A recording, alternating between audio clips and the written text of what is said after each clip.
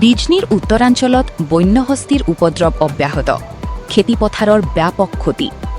চিৰাং জিলাৰ বিজনী মহকুমাৰ উত্তৰাঞ্চলত বন্যহস্তীৰ উপদ্ৰৱ অব্যাহত আছে। খাদ্যৰ সন্ধানত মানস ৰাষ্ট্ৰীয় উদ্যানৰ ভিতৰৰ পৰা ওলাই অহা এটা বনৰীয়া হাতীৰ জাকে যোৱা নিশা বিজনী মহকুমাৰ অন্তৰ্গত ২ নং লক্ষীঝোৰা গাঁৱত উপদ্ৰৱ চলায়। নিশা প্ৰায় ১ বজাত বনৰীয়া হাতীৰ জাকে ৰমেশ চৰকাৰৰ প্ৰায় ১ বিঘা জিকা খেতি সম্পূৰ্ণৰূপে নষ্ট কৰাৰ লগতে সহদেৱ মণ্ডলৰ ৩০ডালতকৈ অধিক তামোল গছ ভাঙি লণ্ডভণ্ড কৰে। এই ঘটনাৰ পিছতেই অঞ্চলজুৰি আতংকৰ সৃষ্টি হয়। ঘটনাৰ খবৰ পাই বিষ্ণুপুৰ বিট কাৰ্যালয়ৰ বন বিভাগৰ বিষয়া আৰু কৰ্মচাৰীসকল ঘটনাস্থলীত উপস্থিত হৈ ক্ষয় ক্ষতিৰ বুজ লয় আৰু ক্ষতিগ্ৰস্ত পৰিয়ালসমূহৰ সৈতে কথা পাতে।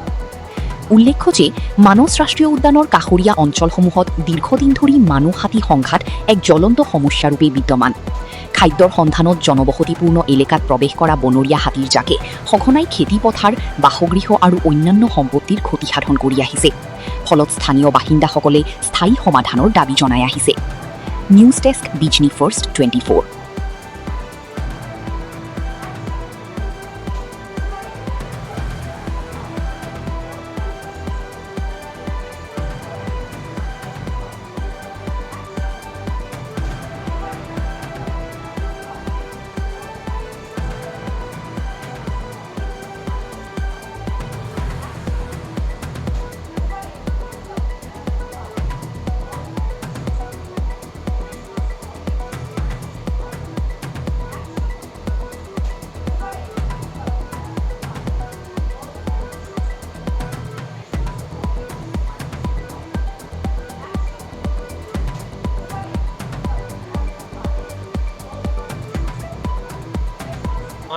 মোটামুটি ধৰক 1 বিঘা জেগা জাংলা আছিল।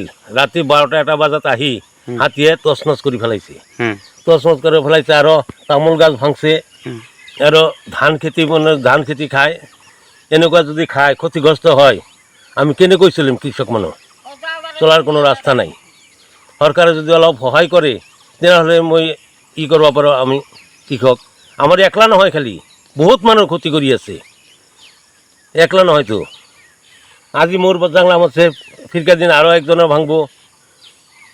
কেনেকৈ চলিম আমি কৃষক মানুহ?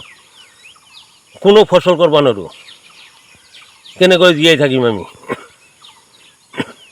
আৰু কি ক'ম? আৰু মোটামুটি ৰাতি 1টা বজাত বনৰীয়া 3টা হাতী আহি আমাৰ তামোল বাগানত বহুত তামোল গাছ-গাছনি ভাঙি ফল লগা গাছগুলা ইমান কষ্ট কৰি আমি খেতি বাতি কৰি আছোঁ।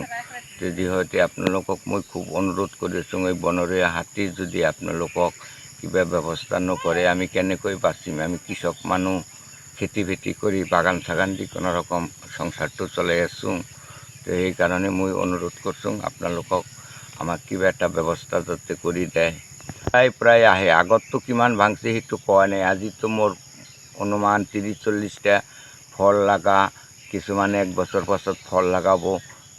আৰু আমাৰ ওচৰতে একটা চিকাৰ জাকা আছিল, সেইটো একদম চুৰমাৰ কৰি থৈ গৈছে। সেইকাৰণে মই চৰকাৰক খুব অনুৰোধ কৰি আছোঁ যে আমাক কিবা একটা বনৰীয়া হাতী বন্ধ কৰাৰ কাৰণে একটা ব্যৱস্থা কৰি দিয়ক।